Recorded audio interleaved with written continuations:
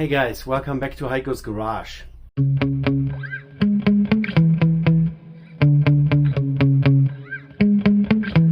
Yeah.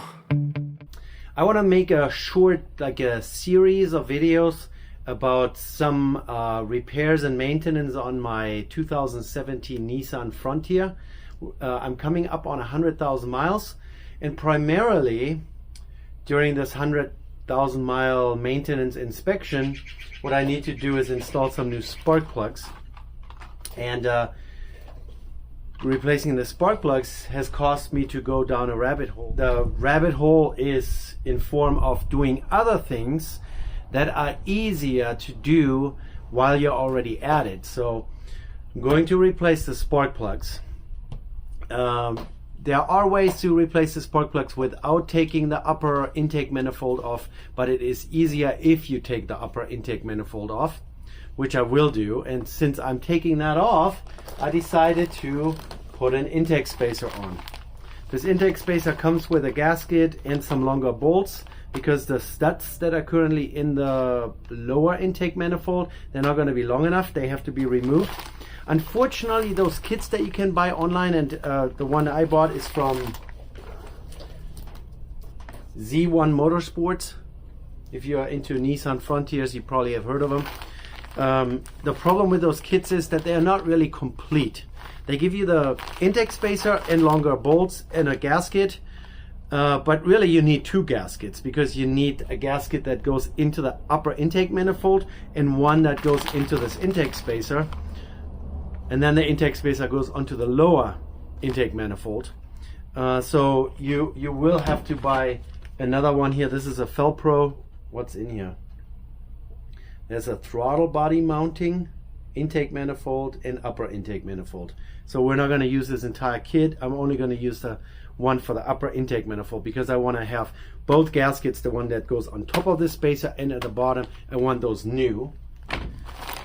And then the other shortcoming of those kits is that once you raise the upper intake manifold with a spacer, suddenly a bunch of other things don't fit anymore. So on the far side of the intake manifold, there are two bolts that support kind of the intake manifold from flapping in the breeze, and those mounts will not line up anymore.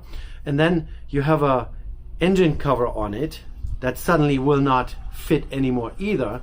And all those modifications you either ignore and just install the intake spacer, or you have to make spacers yourself, find longer bolts and studs and all that stuff. And I want to do that. I want to do a complete install with all the hardware back into where it belongs, and I want to be able to put my plastic intake cover on there so that it looks like factory, just with an intake spacer. And then the intake spacer has the side effect that in the future, if I, let's say, have to replace a coil pack, it's easier to get them out. So with an intake spacer, I've read online and I was told that you can do spark plugs and the coil packs, the coil on spark plug, without taking the intake manifold off. That's the primary reason why I'm putting this $200 intake spacer in there. I don't really worry about performance all that much, but you know, it's a gimmick. At the same time, when we take the upper intake manifold off, I want to put this coolant. This is actually a heater line. The Nissan has those fittings here. They are out of plastic, and a lot of the Nissan Frontiers, they eventually develop a coolant leak around this fitting. This is the heater outlet or the inlet, I already forgot. And so I figured, since I'm taking the intake manifold off, I want to replace the line that runs along the back wall, the firewall. I want to replace that as well. Take the plastic out and put a metal one in there. And I actually forgot one piece, another Z1 Motorsports. Hold on, guys. So here we go. This is that, and this is the other thing. So I think this is the heater outlet. Don't quote me on that. And then I also have a heater coolant bleeder This is the inlet side of things, also made by Z1. This is billet aluminum. There's a bleeder screw in there. Stock, my Nissan doesn't have that, and this whole piece is plastic again, so I'm replacing plastic with aluminum and a bleeder in it and some new clamps. So that's that. So heater outlet with this metal line. I also ordered some rubber hoses. This one here is going from the engine block into the inlet, so into this one here. And then this one here I accidentally ordered, even though it came with this kit here, so I won't need this. I'll just have it sit around as a spare. And then I bought a Gates hose. Now this one here, the Continental. It's from T to engine, and I haven't been able to figure out where that goes, but I want to. So we're gonna do intake spacer, wherever I put it, spark plugs, the coolant lines that are running on the firewall behind the intake, or the upper intake. Then we're going to do a serpentine belt kit, because during cold weather I can hear the idler pulley is squeaking a little bit, so that's kind of a sign it's going to go bad soon. So we're going to replace that. And then we have something for the rear differential. The rear differential, or the rear axle, has a bleeder, not a bleeder, a breather on it, a breather. And on those Nissans, especially if you drive in winter conditions a lot, the breather rusts up and then rusts solid, and it will not release overpressure out of the axle housing. And so Z1 makes a relocation kit, which is pretty much just a hose barb. If you research it, you can probably find it online as individual pieces. This here is some Gates fuel line, and then they have their own proprietary breather, different design that you can then kind of relocate, so it's not right on the axle anymore and exposed to road salt and water and grime and dirt, especially if you're off-roading maybe. You can put it in a more sheltered location. Some people put it right behind a tail light, so they run it from the axle up behind a tail light or into the bumper cover or wherever you want to put it, and we're going to put that on. And then the very last thing is again from Z1 Motorsports. So we have heater inlet, Z1, the spacer. This breather kit here was from All Dogs Off-Road. Not a channel sponsor, but they make pretty good stuff, I think. And then Z1 Motorsports, one more time, a kit hood struts. So right now I have the pokey stick, and I want to replace that and put some hood struts on it. Side effect of that is the hood opens a little further than with just the prop rod. Since I don't have a whole day today, it's already afternoon, I want to do the struts, and if I get to it, we're going to do the relocation of the breather on the rear axle, which is, unscrew the old one, couple zip ties, shouldn't be too long. So I want to do those two things in the first video, and then we're going to do taking intake off, doing the heater hoses, then the spacer and all that, and all the little fabrication that I have to do to really get every mounting point outfitted with a spacer or like a little bracket or whatever it needs. All right, so section 1, breather and struts, and then off camera I'm going to do an oil change today, and then I'm done for today, and then we're going to continue on in part 2 and maybe part 3. All right, so let's get started. So here we go. I just looked into the box. There is 2 struts and 4 brackets, 2 of those here and 2 of those. They're kind of like a mirror of each other. No hardware needed because the hardware is already all there. There's no drilling required from what I can gather.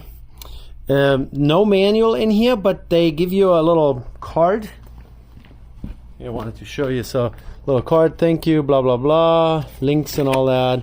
And then you can get the digital install manual, which we don't need. The only thing that I looked up is which orientation they put the struts in. So the piston cylinder, which direction, so they are going to be mounted like this. I have some deep sockets, a ratchet wrench, and a Sharpie.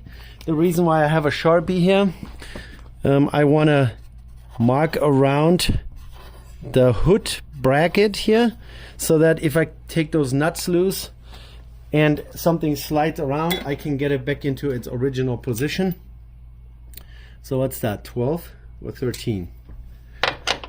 12, I knew it. All right, you guys are kind of standing in the way, but I'm going to try to do my best here to work around you. So they're pretty tight, and the hood definitely will want to slide around a little bit, but we're only taking the nuts off, and then we're going to put the bracket on, and then I'm going to try to put it back in its old orientation. Oh, these are locking nuts.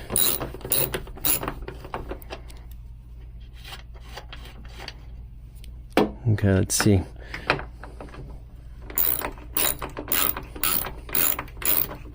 Maybe have the bracket ready.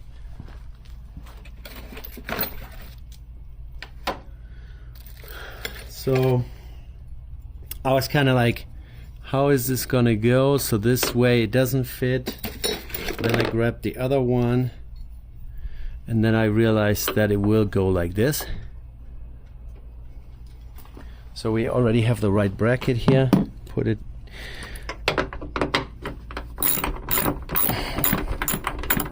in reaching distance. So let's see if I can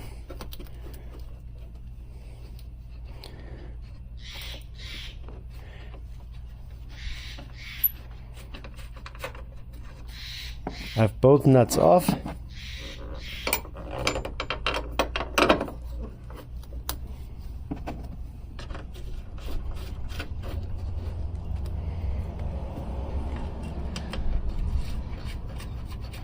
That's pretty much all there is to it, to the install. Now I'm just peeking around you guys here to see if my hood bracket is still lining up.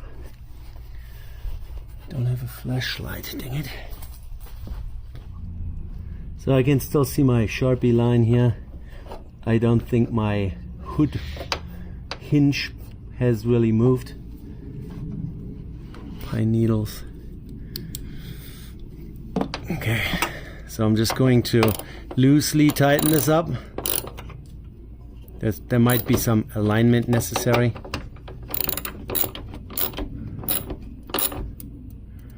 Okay, like that. Okay, and now let me move you guys around a little bit. So the next piece is gonna go, if we gauge this somewhere here, so I'm assuming this one here, this should be a 10 millimeter. As I showed you earlier, there are two of those brackets. They're kind of a mirror of each other, and I'm assuming it's going to be this one, and this is 10 millimeter. This is kind of a strange mounting point because it's just going into sheet metal. So we're going to take this one out all the way.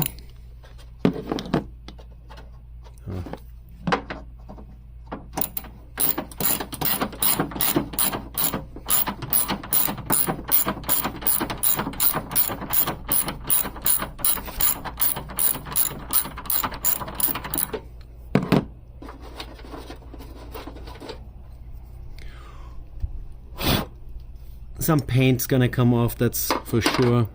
And then this thing goes on top. Here's this little edge in the fender. I guess we're gonna line it up with that.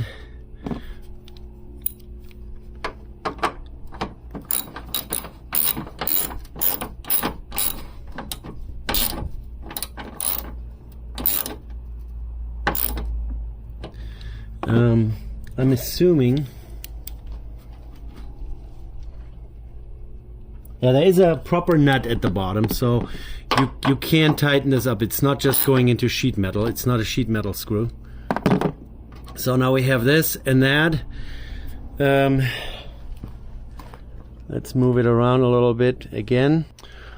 So brackets on, bolts more or less tightened down. I just looked at this from the front to make sure it's not like crooked left or right.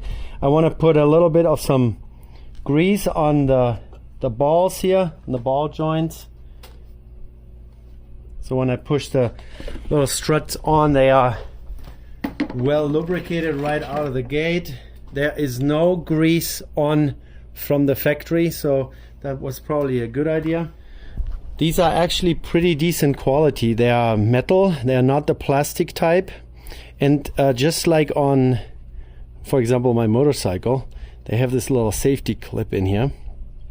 So it's really easy to push them on, and then afterwards you just need to shove this little safety pin in here, and that clips on both ends. They also can be removed. I don't know why they did it that way.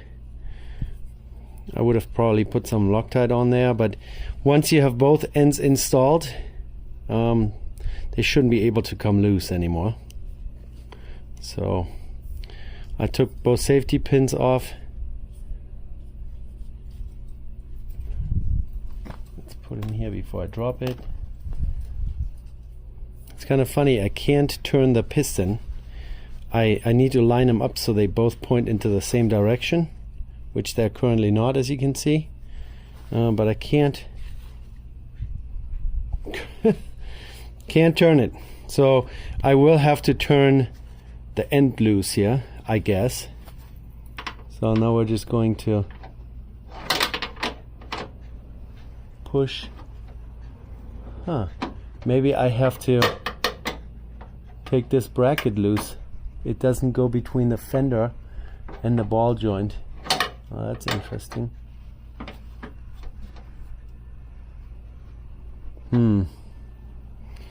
Yeah, this end here is fine.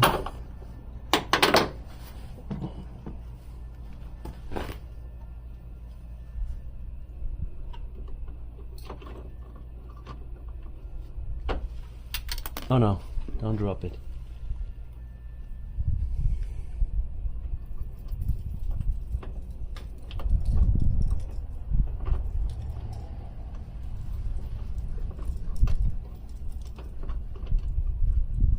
Okay, here we go. So this one is installed. The other one, we will have to take the bolt loose just a little bit, so we can get the connection together here. So there. Oh yeah, and then the other problem is that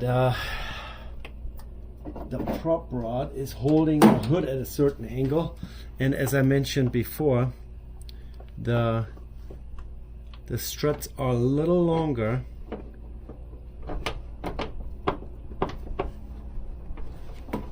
So they hold the hood a little higher. Come on.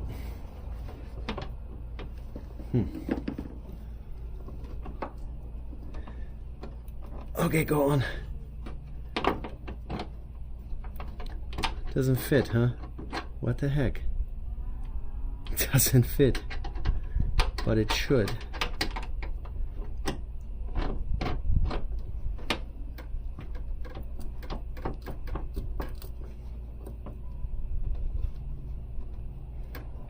All right, let's pause this here for a second. So what we're gonna do, I'm gonna take this bracket off altogether here.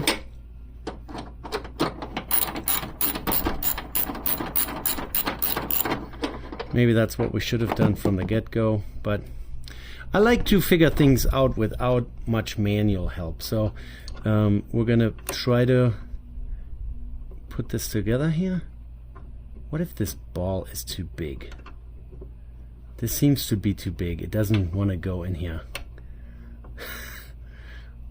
Poor quality. Poor quality control. I mean, we can't force it maybe. Let me get something to force it. So here we go. My favorite. Oop. No.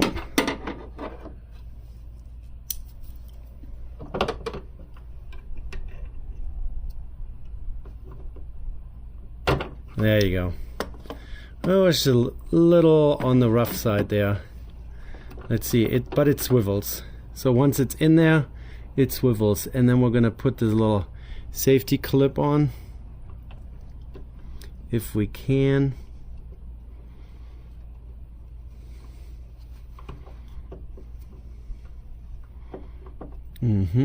Or not. Okay. Just don't drop it.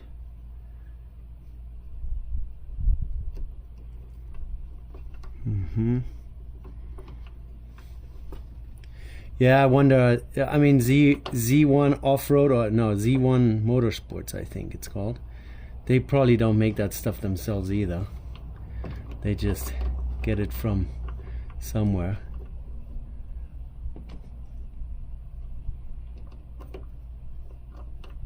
Come on, little safety. Here we go.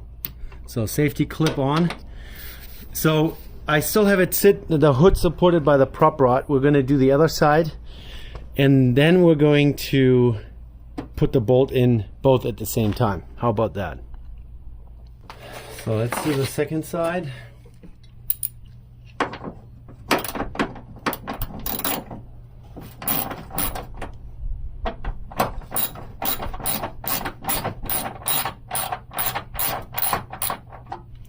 So we're just going to take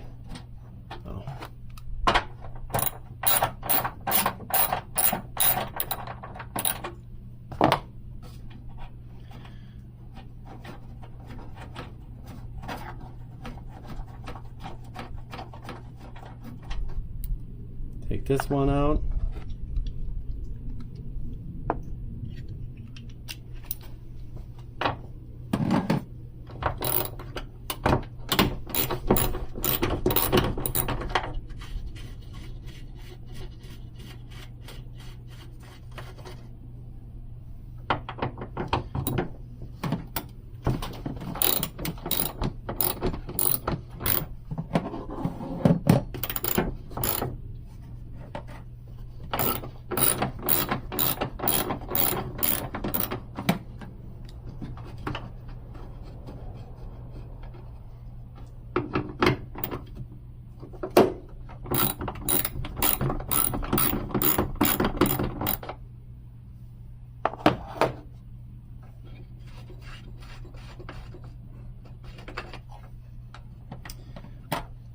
I realized that the bottom of the bolts here is actually a little larger,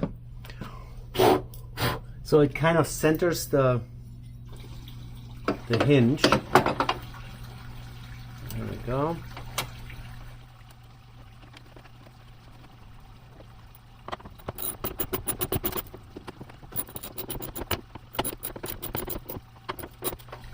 So a quick look. Oh, it's a little. He wants to install a little on the crooked side.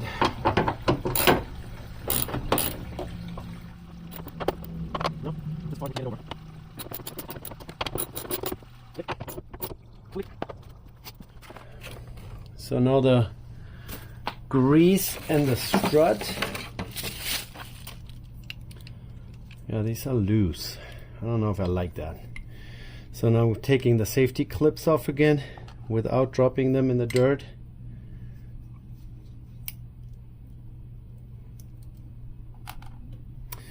And my pot of grease.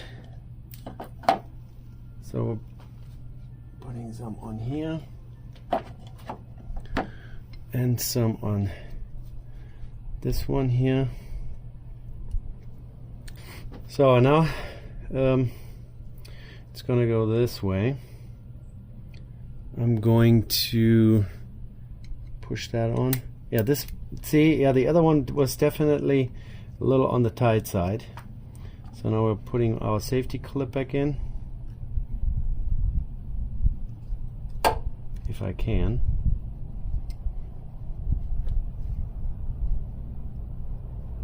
Okay, here we go. So this is on.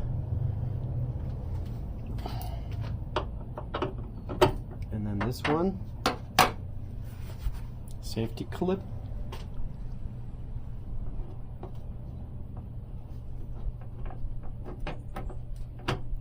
There you go.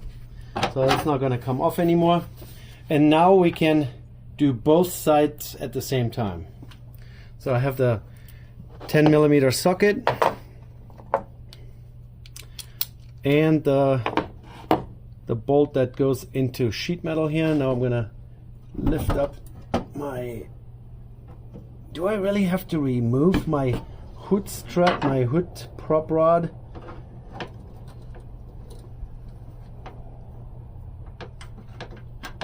Oh, I just have to get the bolt in there. The 10mm socket, of course, is not going to work.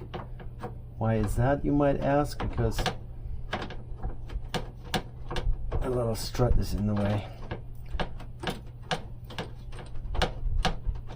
But no problem. So we have it started. I'm gonna walk around you guys and real quickly put the bolt in here on the other side.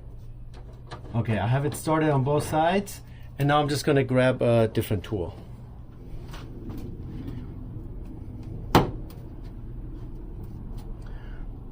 Trying to line it all up so it's all happy, nothing is rubbing on things here. 10mm box and wrench, and oh, someone is doing a barbecue. Oh, it's really the first day of nice spring weather here. All right, so this is tight. Click. So then I just realized this little thing that holds the prop rod needs to come out, and the prop rod itself. I wonder if there is some sort of trick to this. Let's see. We can probably peek in here from the bottom. I don't necessarily want to break it, because I know those struts, they can fail, and then maybe if I want to sell this vehicle one day down the road, I just put the prop rod back on. Needle nose pliers. So I think the plastic piece here just has some two little clips on the side that need to be pushed, or maybe not.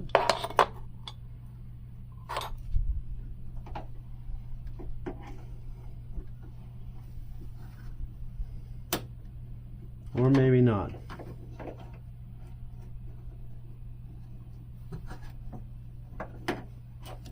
Oh,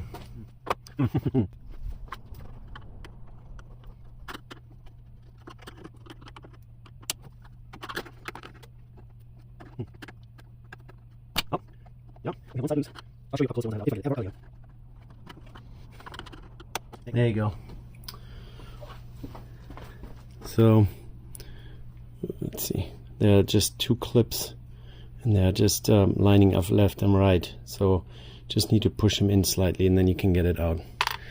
And now we just need to figure out what to do with the prop rod here. I really wanted to keep the prop rod in place because I've seen those fail on my camper shelf, for example, and then you are in a dark parking lot, maybe with a technical issue with your vehicle.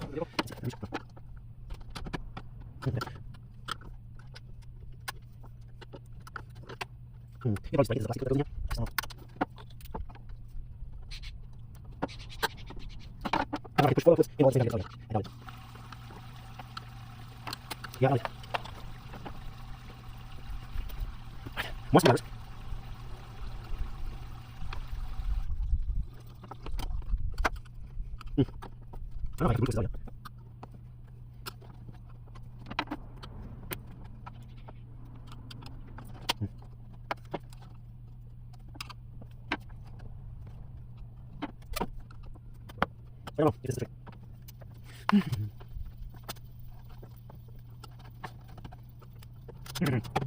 Pretty good stuff.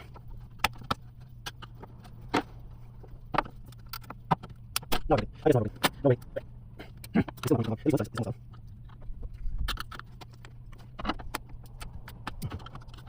Can we get more again?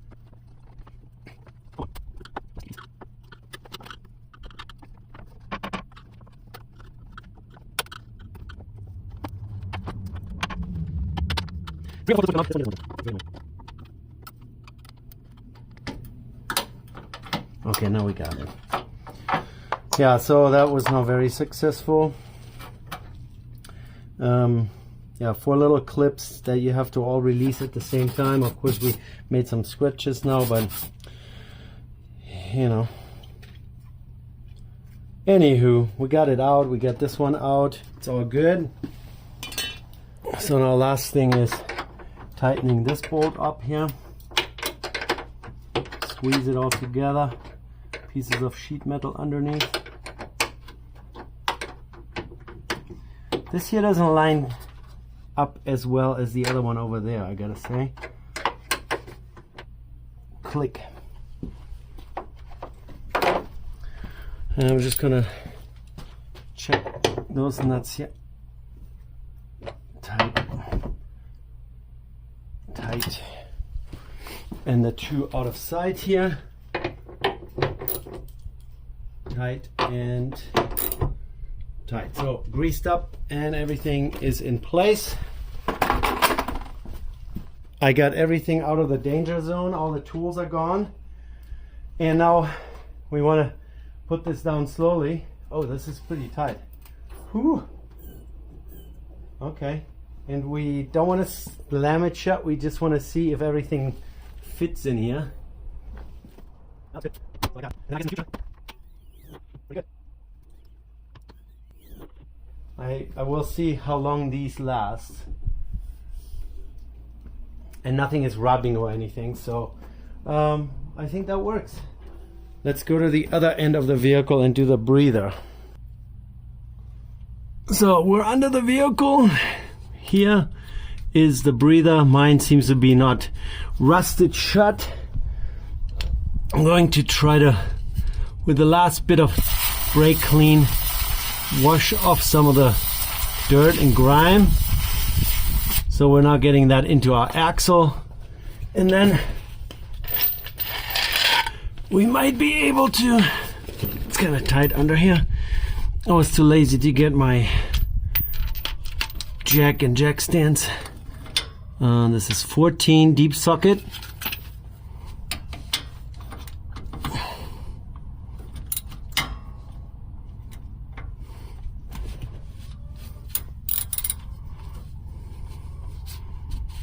All right, it's coming loose.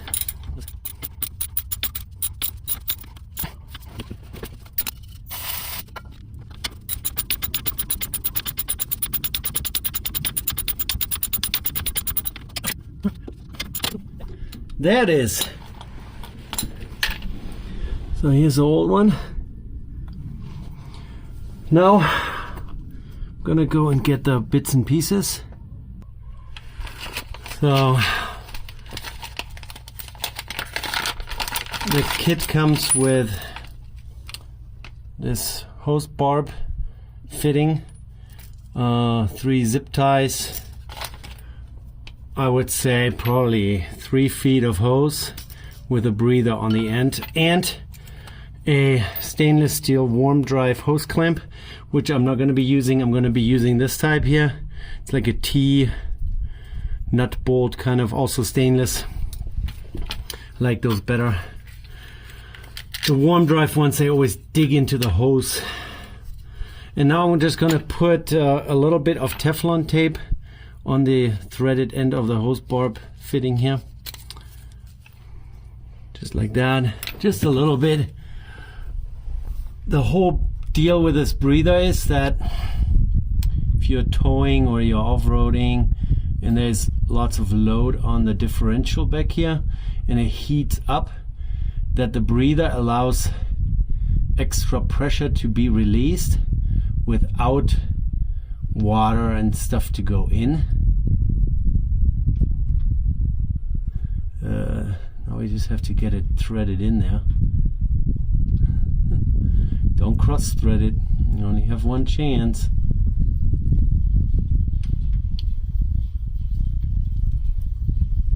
I don't know. Great. Oops, sorry guys. Bumped you.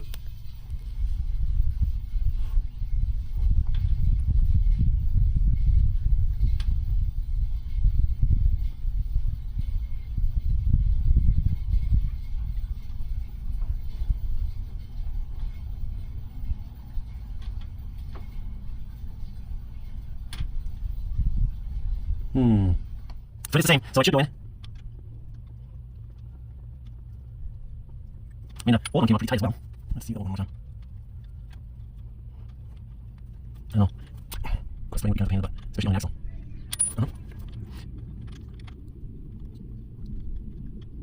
It's kind of relatively fine threaded fitting. I need to look up what it is. This looks pretty good. Let's see if we can get the circle of this. Oh no, is it the same size? No. Is it 13? Or is it 12?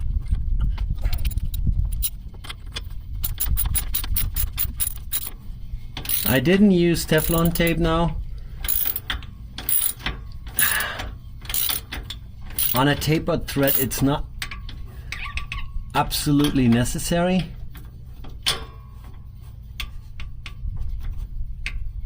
Don't want to over tighten it, it's brass. Okay, let's leave it like that. So now our piece of hose here. Let's throw the hose clamp on there first. Or throw it on the ground.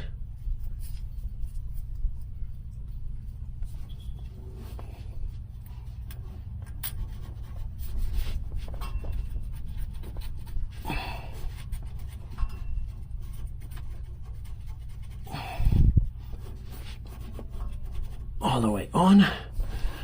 And then I have what is this here? A 7mm 1/4" drive socket.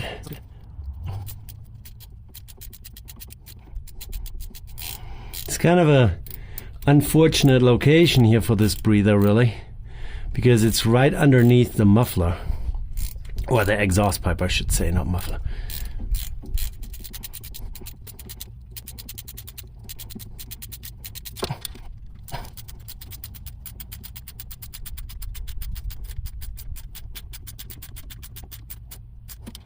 Okay, that should be good. And now where are we gonna run it? Where are we gonna run it? The axle moves up and down with a suspension. So here, there, and let me see if I can show you guys. So they're on top of that cross member up there. It's now sitting, and here's the big old loop.